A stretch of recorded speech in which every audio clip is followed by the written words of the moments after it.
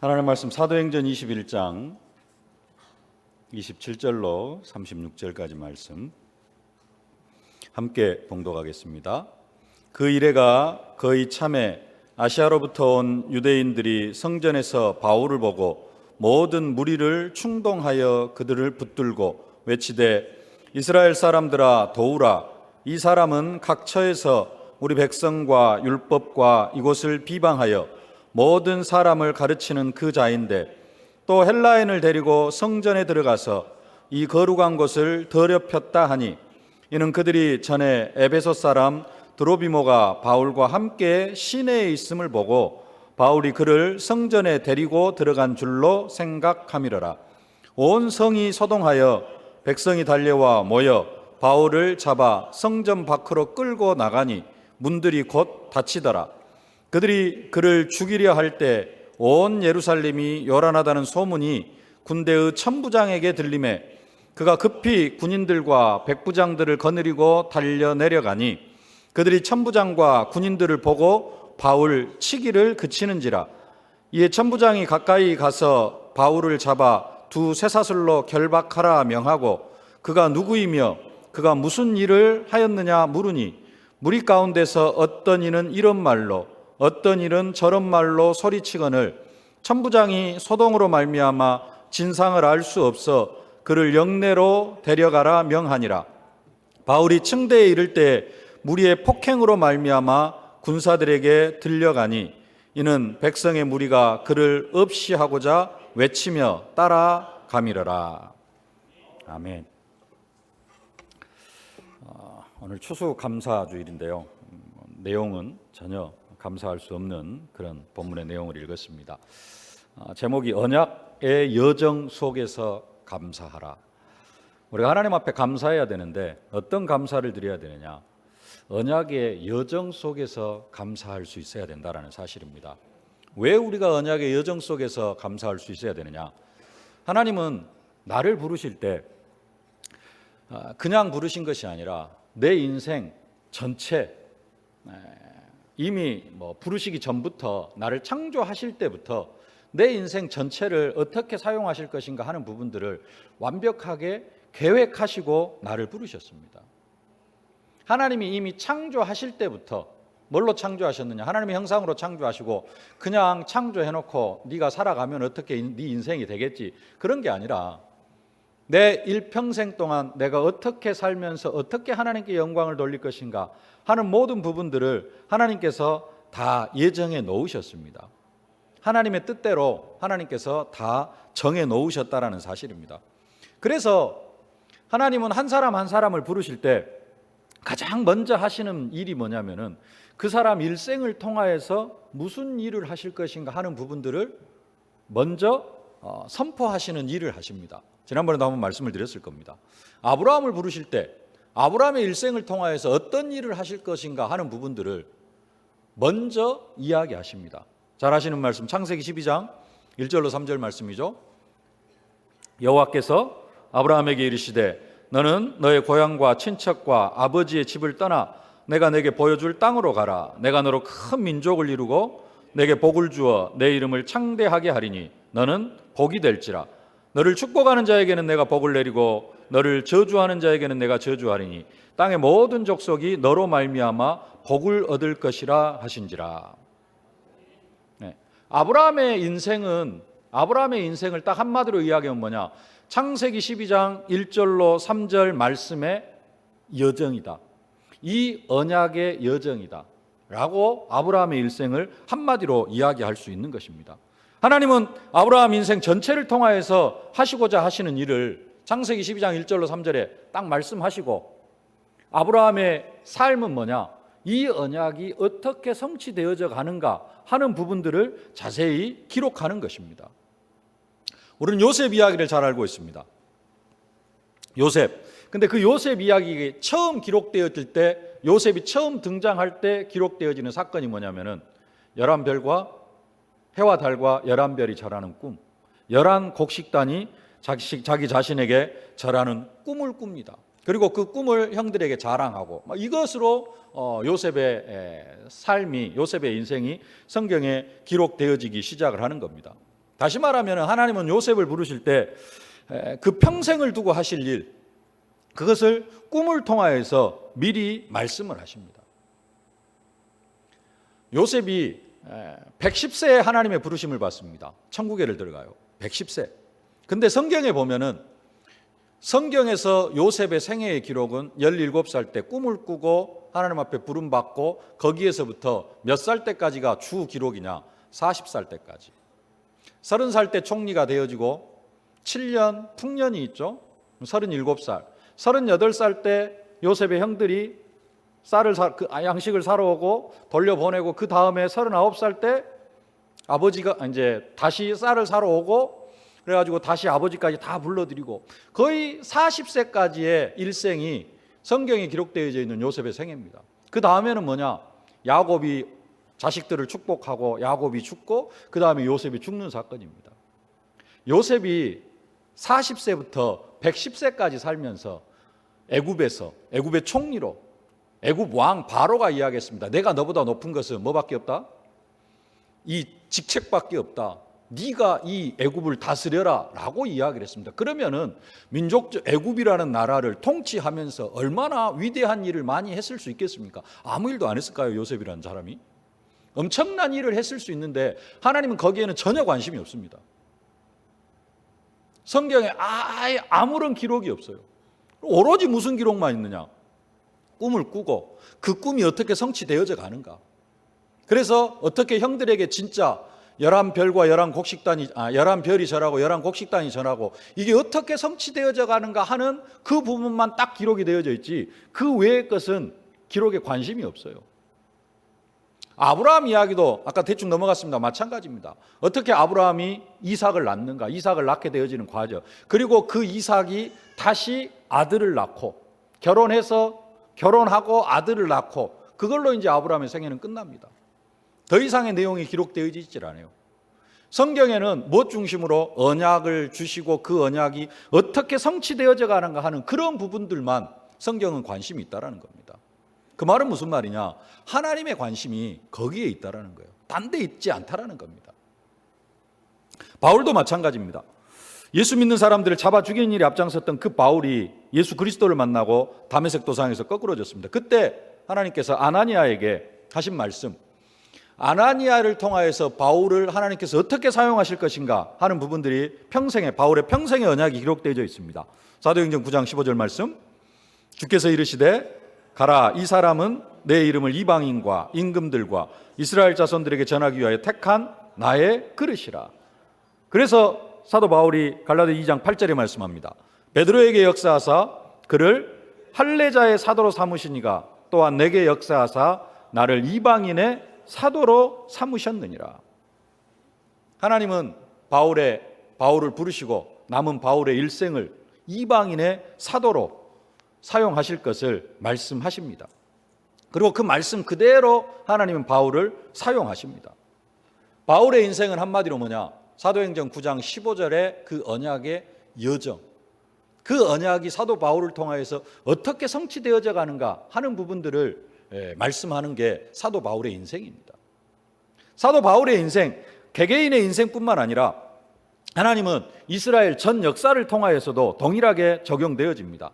이미 지난번에도 말씀드렸듯이 하나님께서 이스라엘 백성들을 애굽의 종살이 400년 종살이에서 해방시키시는데, 단순하게 그냥 그들이 고생하고 노역으로 힘들고 그 피라미드 짓고 막 이런 것, 성을 짓고 이런 것들 때문에 내 백성이 너무 힘들구나, 그냥 해방시켜줘야 되겠다, 그게 목적이 아니라는 겁니다. 시작은 그들의 고통 소리를 들으시고 그들을 구원하시지만은, 그들을 구원하시는 이유는 더 크게 있어요. 뭐하게 하시려고? 젖과 꿀이 흐르는 땅, 가나안 땅, 그 땅에 들어가서 진짜 하나님 나라의 축복을 누리도록 하기 위해서, 그러면서 더 나아가서는 그리스도의 오실 길을 준비하도록 하기 위해서 이스라엘 백성들을 애굽에서 건져내셨다라는 사실입니다.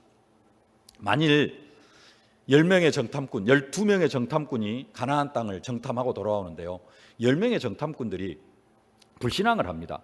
근데 진짜로 이 10명의 정탐꾼이 하나님께서 이스라엘 백성들을 애굽에서 불러내신 이유와 목적, 이런 언약의 여정 속에서 가나안 땅을 정탐했다면 어떻게 할까요?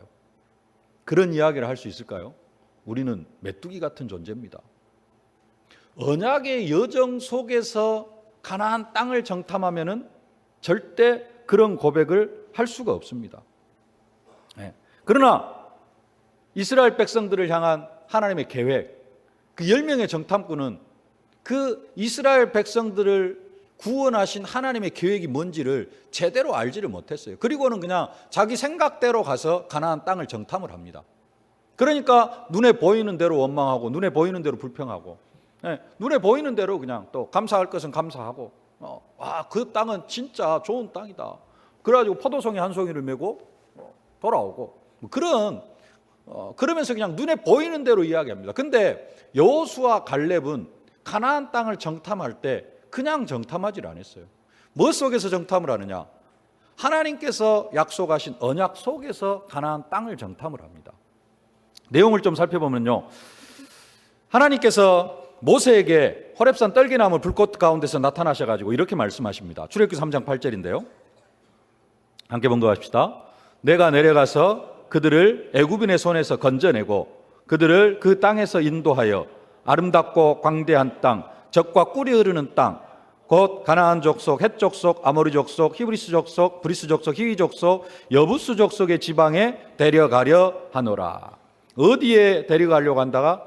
광대한 땅, 젖과 꿀이 흐르는 땅으로 데려가려고 내가 이스라엘 백성들을 지금 애굽에서 불러내겠다. 호렙산 떨기나무 불꽃 가운데에서 모세에게 나타나셔서 하신 말씀입니다. 아직 모세는 내가 가겠습니다라는 그런 확답도 안 했는데 그냥 모세에게 나타나셔가지고 무작정 하시는 말씀이, 내가 이제는 내 백성을 애굽에서 건져내가지고 젖과 꿀이 흐르는 땅으로 데려가게 하겠다라고 모세에게 말씀을 하셨습니다.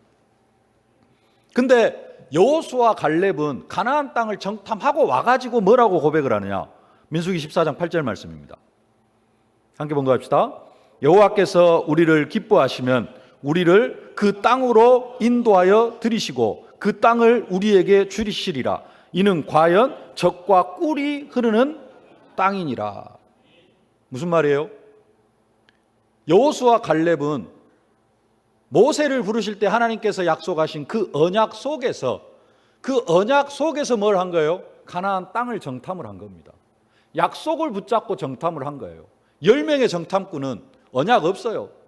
그리고는 아낙 자손 거인 족속입니다. 골리앗 키가 2m 85, 거의 3m가 다 돼가요. 그런 거인 족속을 딱 보고는 언약이 사라져 버리니까 우리는 점령할 수 없다, 그렇게 되어지는 겁니다. 근데 여호수아 갈렙은 그걸 보고도 뭐가 있어요? 언약이 있어요. 하나님께서 우리를 젖과 꿀이 흐르는 땅 가나안 땅으로 인도하여 들이시겠다고 약속했다. 진짜 보니까 어떤 땅이다? 그 땅은 젖과 꿀이 흐르는 땅이다. 우리가 볼 때도 아낙 자손이 있었다. 그러나 하나님이 우리와 함께 하시면 그들은 우리의 밥이다. 뭐가 있으니까요? 언약 속에서 가나안 땅을 정탐하니까 그런 고백이 나와지는 겁니다. 어디 속에서? 언약 속에 있어야 된다는 겁니다. 45년이 지난 후에 갈렙이 또 고백합니다. 여호수아 14장 12절 말씀 함께 봉독합시다. 그날에 여호와께서 말씀하신 이 산지를 지금 내게 주소서. 당신도 그날에 들으셨거니와 그곳에는 아낙 사람이 있고 그 성읍들은 크고 견고할지라도 여호와께서 나와 함께 하시면 내가 여호와께서 말씀하신 대로 그들을 쫓아내리이다 하니. 여호와께서 말씀하신 대로 이 산지를 내게 주소서. 철저하게 여호수아 갈렙은 어디 속에서요? 언약 속에서. 그날에 말씀하신 이 산지를 내게 달라. 하나님께서 갈렙에게 주시기로 약속하신 땅이라는 겁니다. 갈렙은 하나님이 자신들을 가나안 땅으로 불러들이는 것이 하나님의 계획이다라는 것을 확실히 알았어요. 그리고 우리는 이 언약의 여정 속에 있다라는 것을 확실하게 알았습니다. 그래서 언약 속에 있기 때문에, 언약의 여정 속에 있기 때문에 진짜 하나님께 바른 감사를 드릴 수가 있었던 거죠.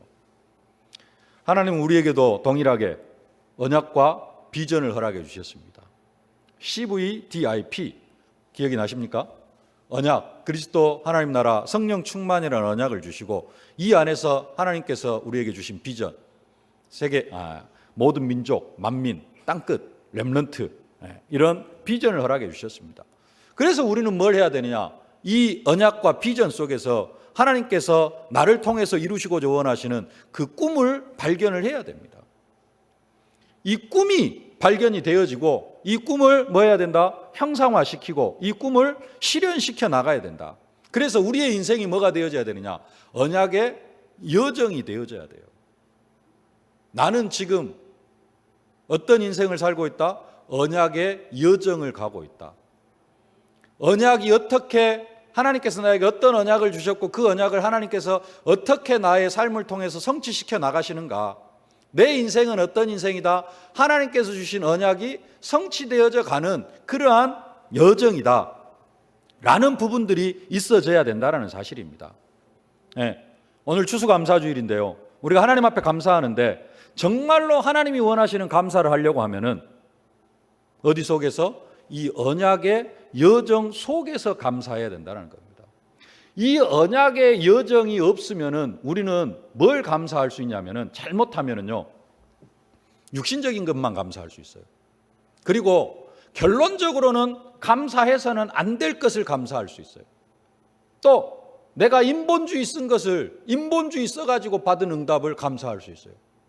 인본주의 쓴 응답은 결과가 축복으로 오는 게 아니고 문제와 사건으로, 더 큰 문제와 더 큰 사건으로 나타납니다. 그래서 우리는 진짜 뭐 해야 되느냐? 언약의 여정 속에서 감사할 수 있어야 된다. 언약의 여정 속에 있지 않으면은 불신앙의 결과, 그리고 인본주의의 결과로 온 응답을 감사할 수 있게 되어집니다. 그건 틀린 감사가 되어지거든요. 조금 억지 해석이 아닌가 하는 그런 생각이 들 수 있는데요. 아브라함을 하나님께서 갈대아 우리에서 불러내십니다. 하나님께서 너는 너의 본토 친척 아비 집을 떠나 내가 내게 지시할 땅으로 가라. 그렇게 말씀하실 때 조카 롯이 함께 따라 붙습니다.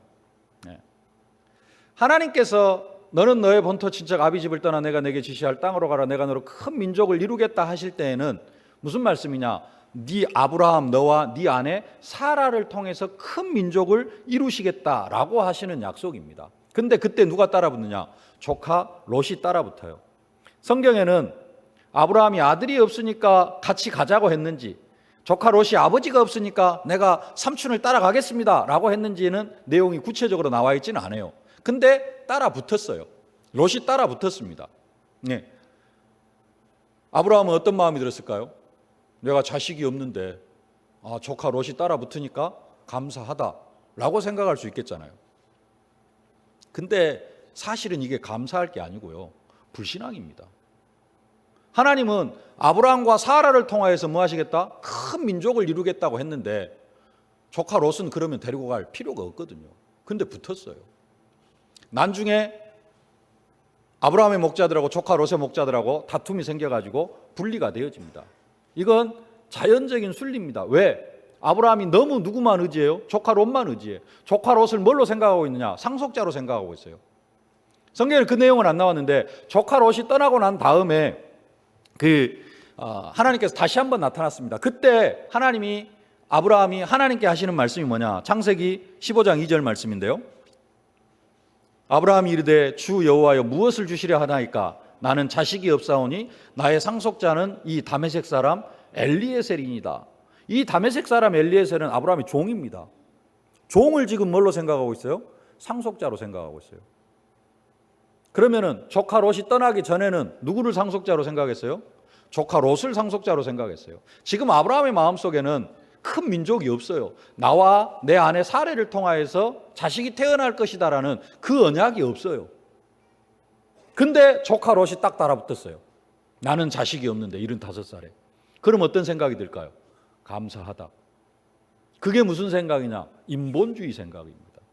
근데 나중에 이 조카 롯이 어떻게 됩니까? 소돔이 멸망당하고 그때 도망가라 하는데 롯의 아내는 소금 기둥이 되어지고, 그래서 롯하고 두 딸이 산으로 도망가가지고 거기에서 롯하고 딸하고 사이에서 태어난, 아버지하고 딸들 사이에서 태어난 족속이 모압 족속이고 암몬 족속입니다. 이 두 족속이 나중에 계속해서 또 이스라엘을 괴롭혀요. 감사할 일입니까? 저 앞에서 이미 떼어놓고 왔어야 돼요, 사실은. 근데 일단 따라붙으면 어떨까요? 나 혼자 가기 힘든데 조카로 가정이 쫙 따라붙으면 감사하겠죠. 그게 언약이 없는, 언약의 여정을 생각하지 않고 하나님께서 내게 주신 언약이 뭔지 이런 부분들 없이 살아가다가 보면은 이런 부분에도 감사하고, 근데 그것은 결론적으로 쭉 미래까지 놓고 보면은 전혀 감사할 일이 아니고 사실은 문제와 사건이 터지는 그런 내용이 되어지거든요. 그래서 우리는 진짜 참된 감사하려고 하면은 어디 속에서? 언약의 여정 속에서 감사할 수 있어야 된다. 언약의 여정 속에 있지 않으면 불신앙이나 인본주의를 감사할 수 있는데, 그러나 언약의 여정 속에 있으면은 진짜 우리가 바른 감사를 할 수 있고 또 모든 것을 감사할 수 있게 되어진다는 사실입니다. 감사하는 것은 당연하고요. 감사할 수 없는 것까지 감사하게 되어집니다. 요셉 이야기를 잘 알고 있습니다. 요셉은 하나님이 주신 언약, 하나님이 주신 꿈을 자랑하다가 해와 달과 열한 별이 자란 꿈, 열한 곡식단이 자라는 꿈을 형들에게 자랑하다가 형들에 의해서 죽임을 당할 뻔하고 그 꿈 때문에 종으로 팔려가고 누명 쓰고 감옥에 들어가는 일까지 당했습니다. 사실 요셉은 가는 곳곳마다 그런 엄청난 고난을 당했어도 완전하게 임마누엘을 누려버리고 완전하게 언약의 여정 속에 있고, 그렇기 때문에 또 하나님께서 요셉을 형통케 하십니다. 그렇기 때문에 그냥 별일 아니다 라고 생각할 수 있지만은, 그러나 보통 사람이 그런 일을 당하면은 어떻게 되느냐? 화병에 걸리거나 정신병 걸릴 수 있습니다. 형들이 나를 죽이려고 했다. 어떻게 할까요? 평생 얼굴 안 볼 겁니다. 안 그럴까요? 여러분, 형제간이 여러분을 죽이려고 막 구덩이에 던져불고 여러분을 종으로 팔아버렸다. 어떻게 될까요? 보통 사람은 왼수로 살아갑니다. 평생 얼굴 안 봅니다. 누명 쓰고 감옥에 들어갔어요. 보디발이 안에 갑자기 정신 문제, 영적 문제가 와가지고 괜히 보디발 좋다고 종을 좋다고 막 그냥 하다가 안 되니까는 감옥에 집어넣어버린 거예요. 화병 걸립니다. 나 잘못한 것도 없는데 내가 왜 감옥에 들어와요? 그 감옥 속에서 하루 이틀이 아니고 몇 년을 썩습니다. 화병 걸려요.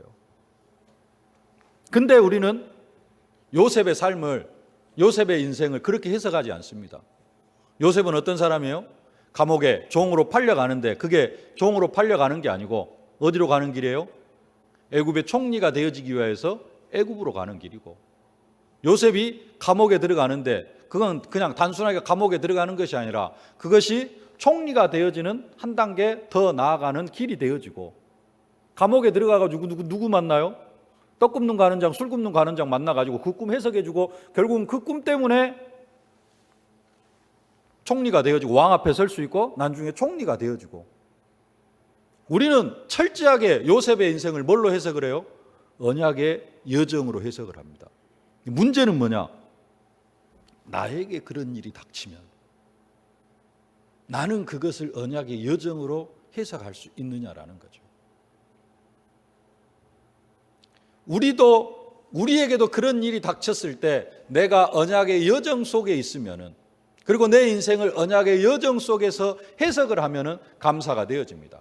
근데 내 생각이 또 내가 언약의 여정 속에 있지 않다, 그냥 나는 살아가는 사람이다, 내 인생을 살아가는 사람이다 라고 생각하면서 살아가면은 이 일은 절대 감사할 수가 없습니다.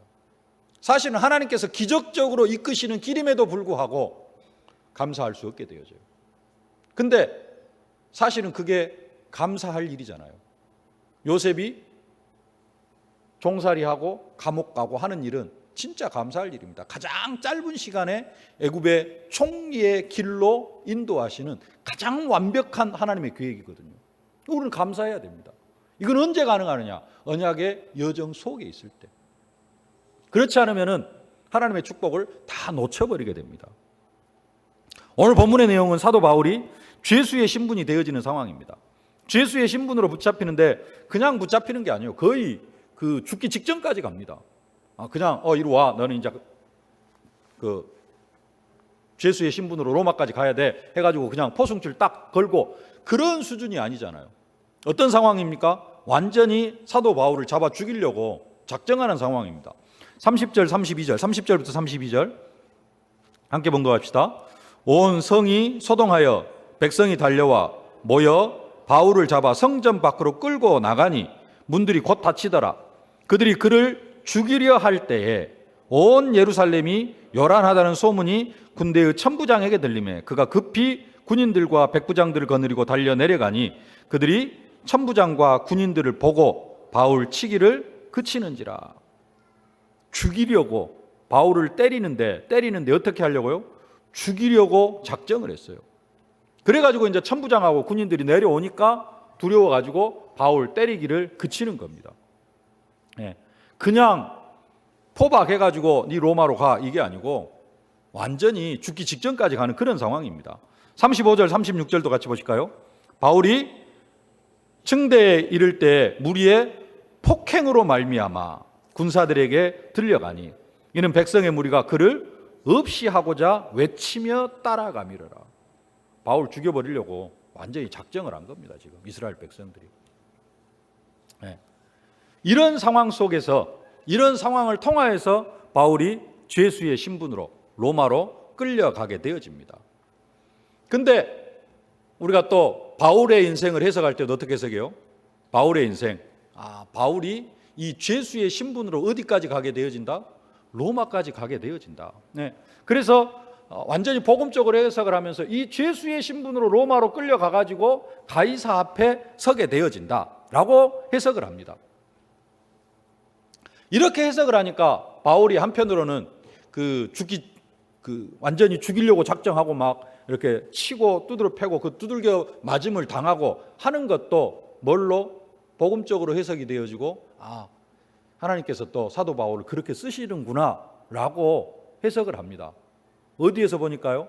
사도행전 9장 15절 이는 이방인과 임금들과 이스라엘 백성들을 위한 택한 나의 그릇이라. 이 언약이 사도 바울의 인생을 통하여서 이렇게 성취되어지는데 죄수의 신분으로까지라도 사용하셔서 로마로 그래서 가이사 앞에 복음적으로 해석을 합니다.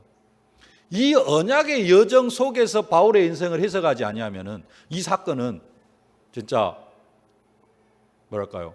괜히 두드려 맞은 것이고 두드려 맞고 화병 걸리게 되어져 있는 거예요. 근데 왜 이게 감사하는 조건이 되어지느냐? 언약의 여정 속에서 해석을 하다가 보니까 그렇다라는 겁니다. 문제는 아까도 말씀드렸습니다마는 성경의 렘넌트들의 인생을 해석을 할 때는 언약의 여정으로 해석을 하는데 우리의 인생의 문제를 해석을 할 때는 언약의 여정으로 해석을 하지를 못하는 경우가 너무나 많다는 겁니다. 언약의 여정 속에서 해석을 하면은 감사하지 않을 것이 하나도 없어요. 다 감사합니다. 그리고 내가 또 언약의 여정 속에 있다면. 근데 왜 우리는 우리의 인생을 언약의 여정 속에서 해석하지 못할까요? 이유는 딱 한 가지입니다. 하나님은 우리에게 언약을 주셨고 비전을 주셨는데 뭐가 없느냐? 내가 붙잡은 꿈이 없어요. 여러분 꿈이 있습니까? 꿈은 렘넌트들만이 가져야 될 것이 아닙니다. 어떤 면에서는 렘넌트들은 잘못된 꿈을 가질 수도 있습니다. 아직 미래가 확실하지 않고 자기의 달란트가 발견되어지지 않으면은 꿈을 그냥 하나님이 원하시는 꿈이 아닌 그런 것들을 붙잡을 수 있는 가능성이 많아요. 그러나 지금 여기서 예배드리시는 분들은 이제 인생을 어느 정도 사셨습니다. 하나님께서 나를 지금까지 어떻게 인도하셨는가를 대충 정리가 되어져요. 그러면 이제 이 속에서 이 기능과 나의 현장 이런 것들을 통해서 뭘 발견해야 되느냐? 언약과 비전 속에서 꿈을 가져야 돼요. 그 꿈이 있으면은 그리고 그 꿈을 향하여 달려가면은 우리의 인생이 언약의 여정 속에서 해석이 가능해져요. 그러면 모든 것을 감사할 수 있습니다. 근데 왜 언약의 여정 속에서 해석이 안 되어지느냐? 꿈이 없어요. 그리고 그 꿈이 희미해요. 그래서 우리가 바른 감사를 할 수 없다라는 겁니다. 그 꿈이 없으면은 감사를 못 하느냐? 감사하기는 해요. 근데 무슨 감사를 하느냐? 이스라엘 백성들이 광야에서 하는 감사를 해요. 무슨 감사예요? 만나와 메추라기 내려주신 것 감사하고, 불기둥 구름기둥으로 인도하여 주신 것 감사하고, 신발 한 컬리아로 옷 한 벌로 40년 산 것 감사합니다. 무슨 축복은 누리지도 못하고, 적과 꿀 이른 땅 가나안 땅의 축복은 누리지도 못하고, 언약의 여정이 없는, 꿈이 없고 가나안 땅에 꿈이 없는 사람들은 광야 40년 광야 생활하면서 다 죽어갔어요. 그들이 응답을 못 받았느냐? 아니요. 그 응답 다 받았습니다. 날마다 만나와 메추라기로, 불기둥 구름기둥으로, 옷 한 벌로, 신발 한 컬레로. 꿈이 없는 사람은 하나님 앞에 응답 받아가고 감사하는데 이것 감사해요. 근데 진짜 꿈을 가진 사람은 언약의 여정 속에서 뭘 감사해요? 적과 꿀 이르는 땅의 축복, 가나안 땅의 축복, 하나님 나라의 축복을 누리면서 감사할 수 있게 되어진다는 사실입니다. 여러분들 이 축복을 누리실 수 있길 바라고요. 언약의 여정 속에서 감사하는 사람은 뭘 받을 수가 있느냐? 응답 후에 응답을 받을 수가 있습니다. 응답과 오래 받은 응답에 연결되어지는 응답을 받을 수가 있어요. 무슨 말이냐? 응답이 차곡차곡 쌓여져 갑니다. 뭐 하는 사람은 언약의 여정 속에서 감사하는 사람은. 그러나 언약의 여정 속에서 감사하지 않고 그냥 감사하는 사람은 응답이 차곡차곡 쌓이는 게 아니고 올해 이 응답 받아요. 그리고 이 응답과 전혀 관계없는 다른 응답을 2018년, 2019년도에 받습니다. 또 이 두 가지 응답과 전혀 관계없는 응답을 2020년도에 받아요. 응답은 어떻게 되어집니까? 차곡차곡 받아야 돼요. 올해 1학년을 다녔으면 내년에는 2학년을 다녀야 됩니다. 그러죠? 그리고 3학년을 다니면서 그 후년에는 3학년을 다니면서 그 학년에 맞는 응답을 받아야 됩니다. 근데 언약의 여정 속에서 감사하지 않으면은 해년마다 1학년이에요. 올해 1학년에 응답을 받았어. 그래갖고 뭔가를 많이 이루었어. 근데 내년에도 또 1학년의 응답이에요. 응답이 없느냐? 있기는 있어요. 근데 또 1학년의 응답이에요. 언약의 여정 속에서 있지 않냐면은 2020년도에도 또 1학년의 응답이에요. 응답이 없는 게 아니에요. 응답을 주셔요. 응답을 받아요. 하나님 살아 계시니까. 만나와 메추라기 응답을 받습니다. 40년 동안 그 응답만 받아요. 그러나 언약의 여정 속에 있으면은 응답 후에 응답을 받습니다. 그래서 오늘 추수감사주일이 정말로 중요합니다. 언약의 여정 속에서 내 인생의 평생을 통하여서 특별히 그러는 중에 2018년도에 하나님께서 나에게 어떤 응답과 은혜를 주셨는가, 이게 오늘 진짜 감사가 되어져야 되고요. 오늘 이 이야기를 해서 준비가 안 됐는데요, 그러면은 앞으로 한 달 동안 이걸 준비를 해야 됩니다. 뭘 준비해야 돼요? 하나님께서 2018년도에 나에게 어떤 은혜와 응답을 주셨는가. 그러면은 이 응답 이후에 하나님은 이 응답과 연결되어져서 나에게 어떤 응답을 주시기를 원하시는가, 미리 계획을 세워야 돼요. 그 계획 속에서 뭘 받아야 되느냐? 2018년도 송구 영신 예배 메시지, 2019년도 원단 메시지를 받아야 됩니다. 그러면은 그 말씀 속에서 뭐가 나오느냐? 2018년도에 받은 응답 이후에 받아야 될, 2019년도에 우리가 받아야 될 응답 후의 응답, 이 응답 위에 쌓이는 응답이 뭔지 그것을 하나님께서 말씀으로 들려주십니다. 그러면은 해년마다 어떻게 되어져요? 차곡차곡 응답이 쌓여가는 겁니다. 2018년도에 감사하는 내용이 언약의 여정 속에서 감사하는 게 없어요. 그리고 그냥 대충 올해 이런 응답을 받았다고 감사하고, 아니면 뭐 그것도 없이 그냥 감사한 것만 조금 드리고 이걸로 끝나버리면은 2019년도의 우리의 삶은 어떻게 되느냐? 2018년도와는 똑 떨어진, 연결이 안 되어져요. 이 연결이 안 되어지다가 보니까 어떻게 되어지냐? 다락방도 쭉 하다가 끊어버렸어. 다락방이 왜 끊어진 줄 아세요? 이게 진짜 응답인데 왜 끊어진 줄 아냐? 왜 끊어지느냐? 언약의 여정 속에서 감사가 안 되어지니까 그래요. 그리고 그냥 환경 따라서 감사하고 현실 따라서 감사하고 그러다가 보니까 이게 응답이 연결이 안 되어진다라는 사실입니다.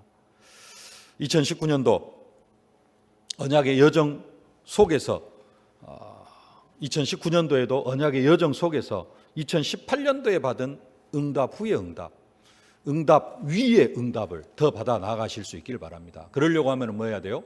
언약의 여정 속에서 감사할 수 있어야 된다. 언약의 여정 속에서 감사하려고 하면은 내 평생의 꿈, 언약과 비전 속에서 내가 붙잡은 꿈이 있어야 되고요. 그 사람이 언약의 비전 속에서 감사하게 되어질 줄로 믿습니다. 언약의 여정 속에서. 말씀을 맺겠습니다. 다시 정리합니다. 언약의 여정 속에 있지 아니하면은 감사하지 않아야 될 것, 불신앙이나 인본주의 결과로 온 것을 감사할 수 있게 되어집니다. 우리는 그 감사를 드려서는 안 되고요. 언약의 여정 속에서 우리는 감사해야 될 줄로 믿습니다. 그러면은 모든 것이 감사가 되어지고, 언약의 여정 속에서 감사가 되어지면은 감사할 수 없는 것까지 다 축복으로 바뀌게 되어질 줄로 믿습니다. 그리고 언약의 여정 속에서 감사하게 되어지면은 응답 후의 응답 위에 쌓이는 응답, 그 축복을 받아 누리게 되어질 줄로 믿습니다. 오늘 추수감사주일에 언약의 여정 속에서 감사가 회복되어질 수 있기를 주님의 이름으로 축복합니다. 살아계신 아버지 하나님, 은혜와 사랑을 진심으로 감사를 드립니다.